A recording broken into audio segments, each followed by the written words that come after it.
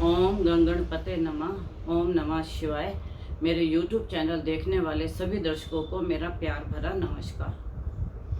आज मैं ग्रहण के ऊपर वीडियो बना रही हूँ और बहुत से दर्शकों का मेरे पास कमेंट बॉक्स में लिख के आया था कि माँ हमें ग्रहण के ऊपर वीडियो बना के दीजिएगा, इसमें क्या दान क्या जाप करना है और किस राशि पे इसका असर पड़ेगा। तो आज मैं आपको ग्रहण के बारे में बताने आई हूँ। उससे पहले मैं आपको बताना चाहती हूँ कि जब भी महीने में या 15 दिनों के अंदर 2 ग्रहण लगते हैं तो प्राकृतिक आपदा कुछ न कुछ हमारे को आती है। तो इसमें हमें लग रहा है कि भूकंप के झटके लंबी अवधि के लिए आएंगे और जान माल का भी नुकसान होने की संभावना है। और दिल्ली एनसीआर में, उत्तराखंड में और गुजरात के कच्छ में यह संभावनाएं लग रही हैं। ऐसी संभावना लगती है, लेकिन मैं अपने सभी दर्शकों से हाथ जोड़ के विनती करती हूँ और आप लोग भी विनती कीजिए और हम भी विनती करेंगे कि ऐसी आपदा ना है। लेकिन ग्रहों के अवलोकन से तो लगता है कि ऐसी आपदा आएगी। और बस मेरी एक ही प्रार्थना है कि आप सब लोग भी विनती कीजिए और हम भी विनती करें कि प्रभु हमारे जान माल को सुरक्षित रखे और इस दुर्घटना को भी हम पार कर जाएं। तो मेरा आप सबसे एक ही निवेदन है। और दूसरी बात कि जो ग्रहण हमारे 28 और 29 तारीख को लग रहा है, वह जो ग्रहण है रात को 1:05 पे यह चंद्रमा को स्पर्श करेगा और 1:44 पे यह पूरी अपनी चंद्रमा को ग्रहण करेगा और 2:24 पे ग्रहण की समाप्ति है। तो मैं अपने सभी दर्शकों से कहना चाहती हूँ जिन्होंने गुरु मंत्र लिया हुआ है या जिनके गुरु हैं या जिनके कुल देवता हैं, वह उनका उस समय में बैठ के पाठ कर सकते हैं। वो ग्रहण में किया हुआ पाठ जो होता है वह 1000 गुना फल देता है बाकी समय से। तो जो लोग अपनी कार्य को सिद्धि करना चाहते हैं या मंत्र के द्वारा अपने को सिद्ध करना चाहते हैं तो वह इस समय में पाठ कर सकते हैं। और दूसरी बात, इस ग्रहण का किस किस पे क्या क्या असर पड़ेगा, किस किस राशि पे असर पड़ेगा, इसके बारे में मैं आपको बताऊंगी। मेष राशि का जो है दुर्घटना और शारीरिक कष्ट की संभावना, दुर्घटना और शारीरिक कष्ट की संभावना। और वृष राशि का है धन हानि और चिंता। अगर आप धन का ठीक से उपयोग करेंगे तो आपका बचाव हो सकता है, लेकिन ऐसी संभावना है धन हानि की। और तीसरा है मिथुन राशि, धन से लाभ और उन्नति के मार्ग आपको मिलेंगे। कर्क राशि, कर्क राशि के लिए रोग कष्ट और भय, कर्क राशि के लिए रोग भय और कष्ट और भय। तो अगर आपके पेट में कोई ऐसी दिक्कत हो सकती है, लूज मोशन हो सकते हैं, वॉमिटिंग हो सकती है और आपको कुछ डर डर सा रात के समय में लगेगा। सिंह राशि के लिए संतान संबंधी कोई गुप्त चिंता हो सकती है सिंह राशि वालों के लिए। और कन्या राशि वालों के लिए शत्रु भय, साधारण लाभ और खर्च। शत्रुओं से भय लगेगा और साधारण लाभ, कुछ लाभ हो सकता है, कोई बड़े लाभ होने की संभावना नहीं है। कन्या राशि और कन्या लगन वालों के लिए शत्रु भय साधारण चिंता, शत्रु भय साधारण चिंता और कुछ खर्च की संभावना बन सकती है। और तुला राशि के लिए स्त्री या पति, स्त्री या पुरुष जैसी कोई संबंधी इनको प्रॉब्लम हो सकती है। स्त्रियों को कोई गुप्तांग में कोई प्रॉब्लम हो सकती है और तुला राशि वाले जेंट्स को भी ऐसी कोई प्रॉब्लम हो सकती है। वृश्चिक राशि वाले रोग, शत्रु चिंता और खर्च और संघर्ष। वृश्चिक राशि के लिए रोग, शत्रु चिंता और खर्च। धनु राशि के लिए खर्च अधिक, कार्य में संघर्ष, मतलब धनु राशि के लिए कार्य में संघर्ष करना पड़ेगा और जो संघर्ष करना पड़ेगा, जो आपने सोचा हमारा कार्य हो जाए, वह विलंब से आपका कार्य होगा तो सही, लेकिन विलंब से होगा। और मकर राशि के लिए कार्य में सिद्धि, मंत्र में सिद्धि और धन का लाभ। तो मैं बोलूँगी मकर राशि वाले अगर अपने गुरु का कोई मंत्र कर रहे हैं या किसी साधना के लिए बैठे हैं या एस्ट्रोलॉजर हैं या कोई अपनी विद्या को मतलब बढ़ाना चाहते हैं तो आप लोग 1:05 से लेके 2 बजे 2:30 तक आप मंत्र की सिद्धि कर सकते हैं और आपको इसका लाभ बहुत जल्दी मिलेगा। हो सकता है कि आपको मंत्र जाप करते करते में आपको सिद्धि का प्राप्त हो जाए। और कुंभ राशि वालों को धन का लाभ, मंत्र की सिद्धि और कार्य मतलब जल्दी से संपूर्ण होने की, जो आपने कोई कार्य सोचा हो उसकी भी आपको मतलब ये ग्रहण के 1-2 दिन पहले या 1-2 दिन बाद आपका कार्य संपूर्ण हो सकता है कुंभ राशि वालों के लिए। और मीन राशि वालों को धन की हानि और संतान से चिंता, मीन राशि वालों को। तो यह तो सब ग्रहण का असर है जो जो जिस राशि पे पड़ेगा, इसके बारे में मैंने आपको बताया। और दूसरा मैं आपको बताना चाहती हूँ कि मैंने आपको बोला था कि मैं 7 राशियों के बारे में आपको, जो राहु और शनि मार्गी होने से और गुरु का शनि से अलग होने से आपको क्या क्या लाभ मिलेंगे। तो मैं पहले 5 राशियों का बता चुकी हूँ आपको। आज मैं आपको कर्क राशि के बारे में बताऊंगी कि कर्क राशि वालों के अष्टम में शनि होगा और नवम में उनके राहु होगा और दसम स्थान में उनके बृहस्पति होगा। तो इनको कार्य में बहुत संघर्ष करना पड़ेगा और वाणी पे आपको विराम करना पड़ेगा, नहीं तो परिवार में झगड़े होने की संभावना है।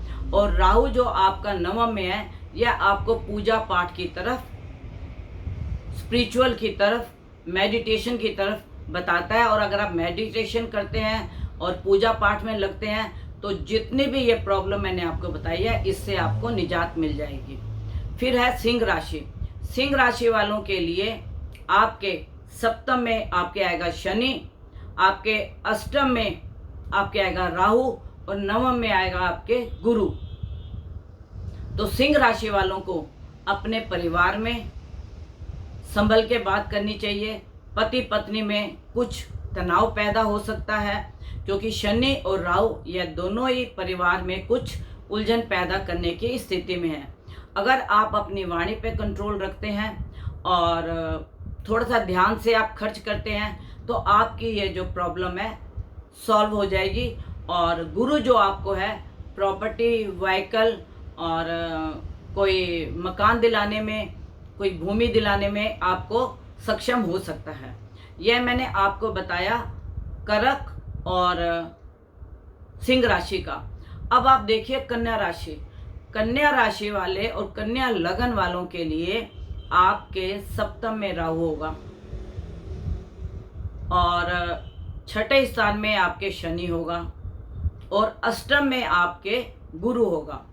तो कन्या राशि वालों को पाप कर्तरी रोग लग रहा है क्योंकि आपके शनि के दोनों तरफ जो ग्रह बैठे हैं, एक तरफ आपके राहु है और राहु के आगे आपका गुरु है।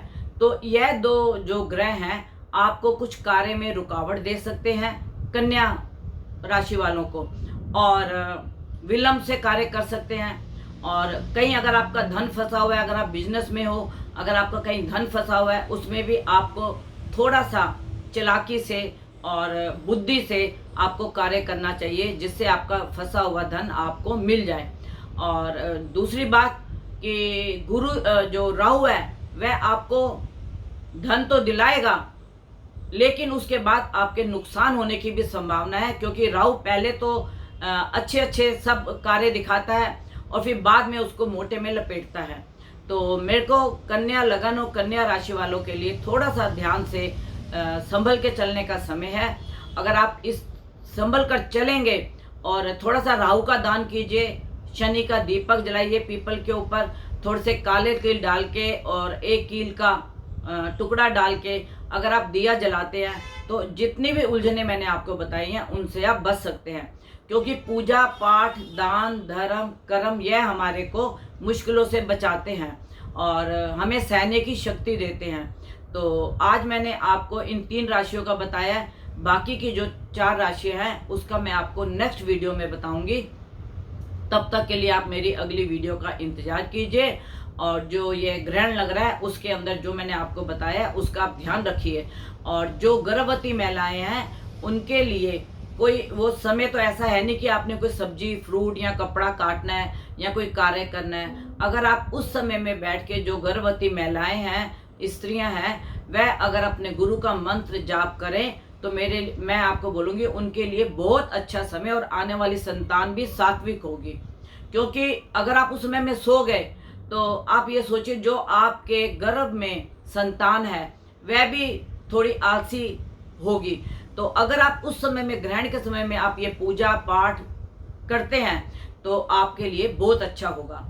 और बाकी मैं आपको सबको बताती हूँ कि जो इसमें आपने दान करना है, आप चावल का दान कर सकते हैं, चीनी का दान कर सकते हैं, किसी वाइट बर्फी का दान कर सकते हैं। तो आप यह दान जो है रात को निकाल के रख दें और सुबह अगले दिन आप इसका ग्रहण समाप्ति के समय, रात को 2:30 बजे ग्रहण खत्म हो जाएगा, तो उसमें आप इसका दान कर सकते हैं। दूसरा मैं आपको एक बात बताना चाहती हूँ, ये शारदीय पूर्णिमा है, तो इसमें हम लोग क्या करते हैं, खीर बना के चंद्रमा की किरणों को ग्रहण करने के लिए, जिससे कि हमारे साल भर तक हमारे को कोई रोग और मतलब अच्छा हमारा तंदुरुस्ती जीवन बीते, तो हम इस खीर का उपयोग करते हैं पूरे परिवार समेत। लेकिन इस समय ग्रहण लग रहा है तो मैं आपको ये बताऊंगी, जो शारदीय पूर्णिमा है उसके अंदर आपने ये खीर नहीं बनानी, क्योंकि ग्रहण के कारण ये जो खीर है वह हमारी शुद्ध नहीं होगी। तो इसके लिए मैं आप सबको एक ही बोलूँगी कि इस बार शरद पूर्णिमा की हम खीर नहीं बनाएंगे। दूसरा, कार्तिक की पूर्णिमा है, जो लोग स्नान करना चाहते हैं स्नान करें, और स्नान करके गंगा के अंदर, और उस वक्त भी आप दान कर सकते हैं। एक तो ग्रहण का दान हो जाएगा और दूसरा ग्रहण का स्नान हो जाएगा, और शरद पूर्णिमा की आपके कार्तिक की आपके स्नान भी हो जाएगा। और एक कार्तिक का जो पूर्णिमा लोग दीपक जलाते हैं तुलसी के ऊपर, या कार्तिक के दिन, वैसे तो हमें 12 महीने तुलसी का दीपक जलाना चाहिए, लेकिन इसकी जो महिमा है, कार्तिक के महीने में हम पूरे इसको अगर दीपक को जलाते हैं तो हमारा कुल दीपक भी अच्छा होता है और हमारे को किसी प्रकार का कष्ट भी नहीं होता। तो जो लोग कार्तिक की पूर्णिमा से दीपक जलाना शुरू करते हैं तो उनके लिए 28 तारीख 29 तारीख का दिन है, आप उसमें अपना दीपक जलाना शुरू कीजिए और गुरुपुर्ब तक आप इस दीपक को जलाइए। लेकिन मेरा तो आप सबसे एक ही निवेदन है कि आप लोग पूरा साल आप दीपक जलाएं और जिससे आप लाभ प्राप्त करें। अगर आपको मेरी वीडियो अच्छी लगी है तो इसको शेयर भी कीजिए, सब्सक्राइब भी कीजिए और लाइक भी कीजिए, और बेल का बटन भी दबाइए, जिससे मेरी सबसे पहले वीडियो बनके आप तक पहुंचे। और जो लोग मेरे से कुंडली का अवलोकन कराना चाहते हैं वह 11 बजे से लेकर 4 बजे तक कुंडली का अवलोकन करा सकते हैं। और मेरा कॉन्टैक्ट नंबर है 9810930691 9999 4 बार 99338366। ये मेरा कॉन्टैक्ट नंबर है। 11 बजे से 4 बजे तक आप मेरे को संपर्क कर सकते हैं। और जो व्यक्ति मतलब अपने अचारक से ग्रहण के बारे में पूछना चाहे, उनसे पूछ के उसी प्रकार का दान करें और अपनी कुंडली का अवलोकन करा के ग्रहण का उनके ऊपर क्या असर पड़ रहा है उसका भी आप उपाय कर सकते हैं। और जो अपने अचारक को नहीं बता सकते या नहीं मिल सकते तो वह मेरे से ऑनलाइन पे कांटेक्ट कर सकते हैं। आपका परिवार सुखी रहे, तंदुरुस्त रहे, बड़ों का सम्मान करें और उनका आशीर्वाद ग्रहण करें, मेरा यही आपसे निवेदन है।